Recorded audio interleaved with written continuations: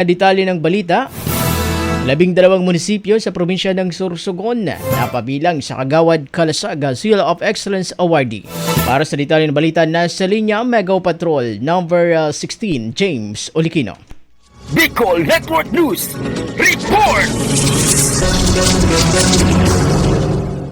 Napabilang ang 12 munisipyo sa probinsya ng Sorsogon bilang awardee sa 24th Gawad Kalasag Seal of Excellence for Disaster Risk Reduction and Management and Humanitarian Assistance na inorganisa ng Office of Civil Defense National Disaster Risk Reduction and Management Council. Ang nasabing parangal ay ang itinuturing na pinakamataas na pagkilala sa mga local government units pagdating sa kanilang disaster preparedness. Sa kaugnay na balita, ayon kay Dong Mendoza, tagapagsalita ng Pamahalaang Panlalawigan ng Sorsogon, pagkatapos matanggap ang Seal of Good Local Governance o SGLG, ay magkakaroon rin ng sariling pagkilala at magbibigay ng insentibo ang Pamahalaang Panlalawigan para sa mga munisipyong nakatanggap ng iba't ibang awards sa pangunguna ni Sorsogon Governor Edwin Bubuyamor. Ayon kay Governor Amor, nakahanda umanong tumulong at magbigay ng asistensya ang probinsyal na pamahalaan para sa mga pangangailangan ng bawat munisipyo sa lalawigan dahil aniya dapat lang na mabigyan ng epektibo at dikalidad na serbisyo ang mga Sorsoganon mula sa lokal na pamahalaan. Samantala, nakatakdang isagawaan na sabing awarding ceremony sa The Oriental Hotel sa lungsod